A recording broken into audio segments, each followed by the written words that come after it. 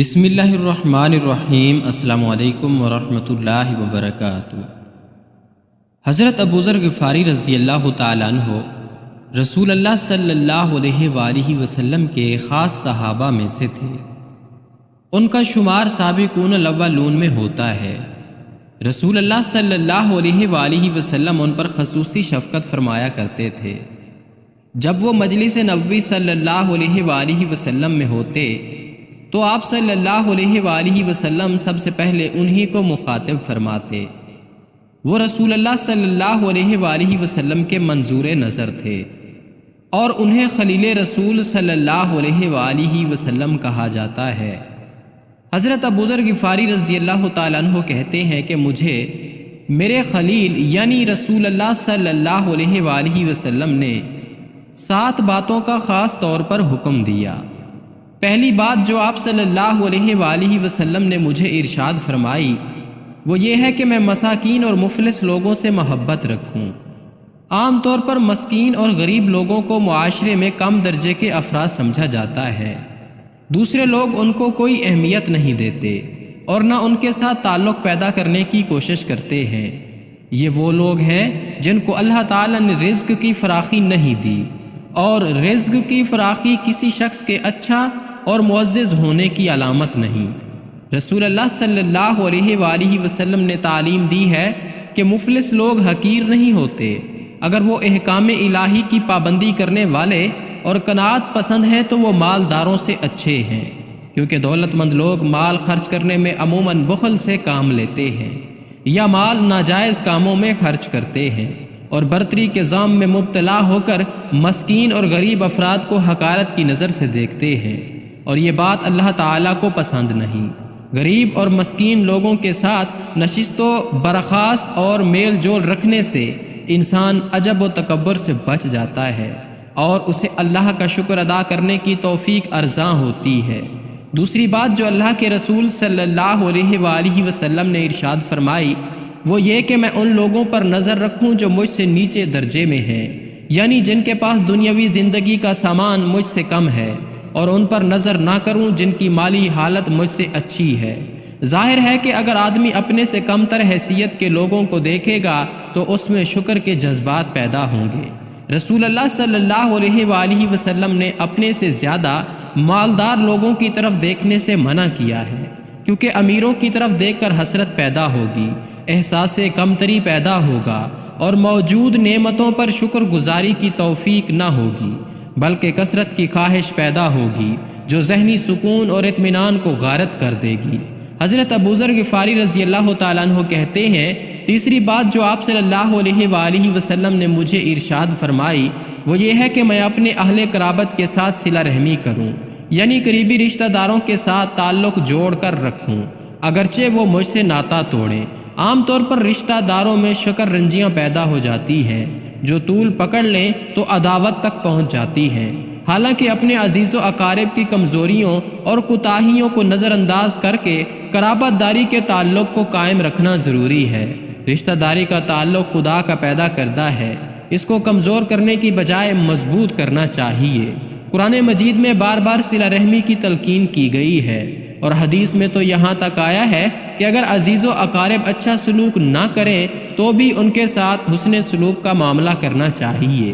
رسول اللہ صلی اللہ علیہ وآلہ وسلم نے فرمایا ہے کہ قطع رحمی کرنے والا یعنی قریبی رشتہ داروں کے ساتھ تعلق توڑنے والا جنت میں داخل نہیں ہوگا۔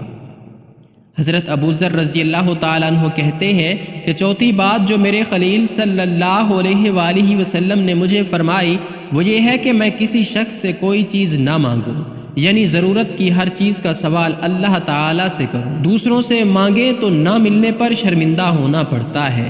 آپ صلی اللہ علیہ وآلہ وسلم کے اس فرمان سے قناعت، سادگی اور خود انحصاری کا سبق ملتا ہے جو انسان کو باوقار اور خوددار رکھتا ہے۔ رسول اللہ صلی اللہ علیہ وآلہ وسلم کی اس تعلیم کا یہ اثر تھا کہ صحابہ کرام رضی اللہ تعالیٰ عنہم میں سے اگر کسی گھڑ سوار کا چابک نیچے گر جاتا تو وہ اس بات سے گریز کرتا کہ کسی دوسرے کو کہے کہ وہ اسے اٹھا کر دے دے، بلکہ وہ بہتر سمجھتا کہ خود گھوڑے سے اتر کر اپنا چابک پکڑے۔ رسول اللہ صلی اللہ علیہ وآلہ وسلم کا ارشاد ہے کہ اپنی حاجت کے لیے اللہ تعالیٰ سے سوال کرو، اگر جوتے کا تسمہ بھی مانگنا ہو تو اللہ رب العزت سے مانگو، اس سے توکل اور راضی برضائے رب کی نعمتیں میسر آتی ہیں۔ حضرت عبداللہ بن عباس رضی اللہ تعالیٰ عنہ ایک دن رسول اللہ صلی اللہ علیہ وآلہ وسلم کے ساتھ ایک ہی سواری پر جا رہے تھے۔ آپ صلی اللہ علیہ وآلہ وسلم نے انہیں نصیحت کرتے ہوئے فرمایا، جب تو کسی چیز کو مانگنا چاہے تو بس اللہ سے مانگ، اور جب کسی ضرورت اور مہم میں تو مدد کا محتاج اور طالب ہو تو اللہ ہی سے امداد اور اعانت طلب کر۔ کسی مخلوق سے سوال کرنا اور مدد مانگنا نری نادانی اور گمراہی ہے۔ اللہ کی مشیت کے بغیر انسان کو کسی طرف سے خیر یا بھلائی نہیں مل سکتی اور نہ اس کی کوئی حاجت پوری ہو سکتی ہے۔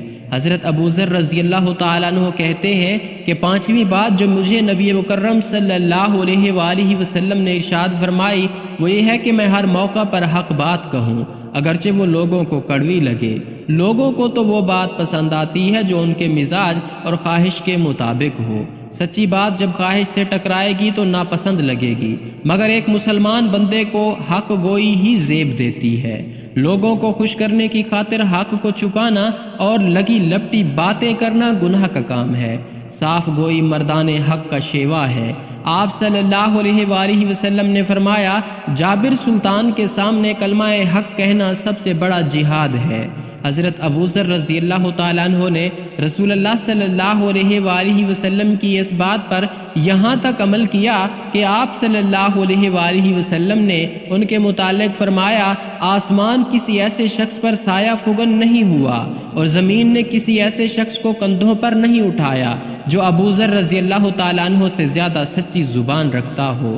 امیر معاویہ رضی اللہ تعالیٰ عنہ شام کے گورنر تھے، وہ اپنا محل تعمیر کروا رہے تھے۔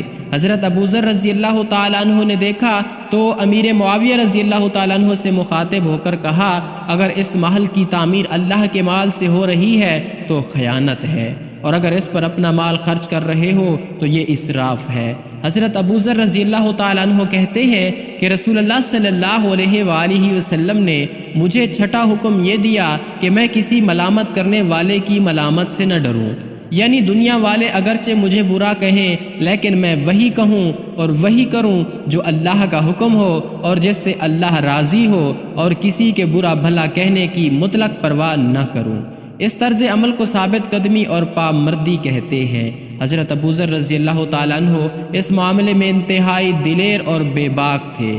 حضرت ابو ذر رضی اللہ تعالیٰ عنہ کہتے ہیں کہ آخری بات جس کا آپ صلی اللہ علیہ وسلم نے اس موقع پر مجھے حکم دیا وہ یہ تھی کہ میں کثرت سے کلمہ پڑھتا رہوں، کیونکہ یہ کلمہ اس خزانے سے آیا ہے جو عرش کے نیچے ہے، اور یہ وہ خزانہ ہے جہاں تک کسی کی دسترس نہیں۔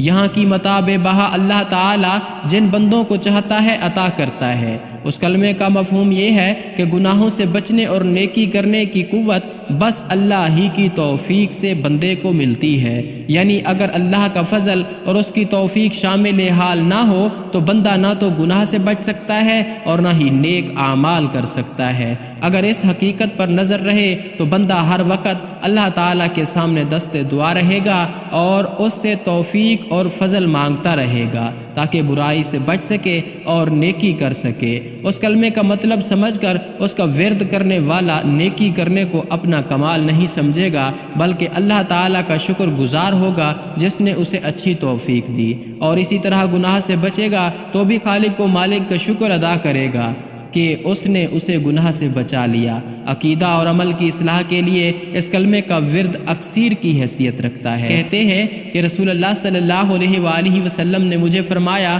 کیا میں تم کو وہ کلمہ بتاؤں جو عرش کے نیچے سے اترا ہے اور خزانہ جنت میں سے ہے؟ وہ کلمہ ہے لا حول ولا قوت الا باللہ۔ جب بندہ دل سے یہ کلمہ پڑھتا ہے تو اللہ تعالیٰ فرماتا ہے کہ یہ بندہ میرا تابع فرمان ہو گیا۔ بعض اہل علم و تقوی کا کہنا ہے کہ قلب و نفس کی جلی اور خفی قدورتوں کو دور کرنے میں اس کلمے کی خاص تاثیر ہے۔ چنانچہ اصلاح نفس کے لیے ہر شخص کو چاہیے کہ وہ اس کے مطلب کا فہم حاصل کر کے خلوص نیت کے ساتھ اس کلمے کو ورد زبان رکھے۔ اللہ تعالی ہم سب کو جناب نبی اکرم صلی اللہ علیہ وآلہ وسلم کی ان ہدایات پر عمل کرنے کی توفیق عطا فرمائے، آمین یا رب العالمین۔